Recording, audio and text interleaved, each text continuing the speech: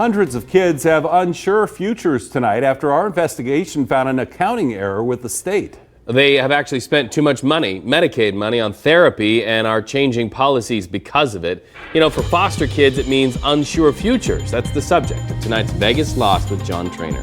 More than 400 at-risk and high-needs kids depend on a therapy known as Basic Skills. It's funded by Medicaid, but tonight we can report the state has overpaid so much they're rolling back funding completely.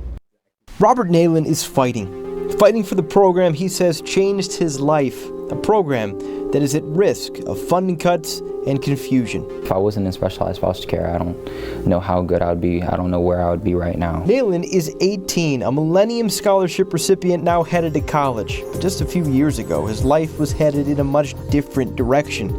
Maybe it's best if he told you. As soon as I was in like 7th grade, I knew that I felt like I was gonna be like a drug dealer or something like that because I was doing such bad things. I was always in trouble. I felt like I was gonna give illegal tattoos because I had a stepdad that was gonna teach me. I felt like I was going downhill really fast. I felt like I was gonna be a star, but a bad star. At 15, he got arrested, won't tell us for what, but the court sent him into specialized foster care, where foster parents are trained and certified to handle substance abuse, mental illness, and physical disability. It was Alessia Warren's way out too. Before I got into care, I did not see much for myself. I didn't care what happened to me because I felt as if there was no one there.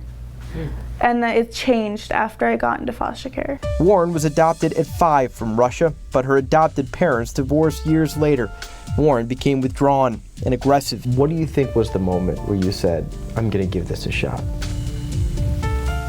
When I realized that I wasn't going anywhere doing it my way. Both teens are now headed to college. Their lives turned around, they say, because of specialized foster care. We work with kids, again, the severely emotionally disturbed population, extensive mental health, often multiple mental health diagnoses, sometimes co-occurring with substance abuse disorders as well.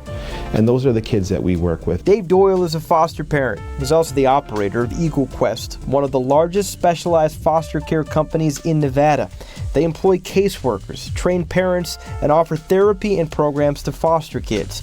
His part-time job now is fighting a funding change he says could put the entire system at risk. Every one of the hundreds of kids in specialized foster care qualify for what's called Basic Skills Training, which is covered by Medicaid. Agencies used to receive $72 a day per child to cover the cost of the training, but the state's Medicaid agency is ending that. The Medicaid funding is, I'd say roughly about 65 to 70% of our funding. But why did they make the change? After a month of asking, the office that handles Medicaid finally got back to us. Administrator Marta Jensen telling us they had, quote, evidence that services were not being utilized appropriately. When we pressed them on what that meant, in a second email they told us the state had overpaid for therapy. They wouldn't tell us how much, but they confirmed that the state is reviewing and will be on the hook to replace any federal money misspent. Stuck in the middle of this whole thing, foster kids who say without that therapy, their lives would be much different. We're the future. As long as you give us a chance and give us a little tug in the right direction, then we can definitely make it up there. While the state reviews funding, the county has been asked to step up. We can confirm state officials were here a few weeks ago to figure out a solution, but we're not allowed to know what was discussed in that meeting. We'll stay on top of it. For Vegas Lost, I'm John Trainer.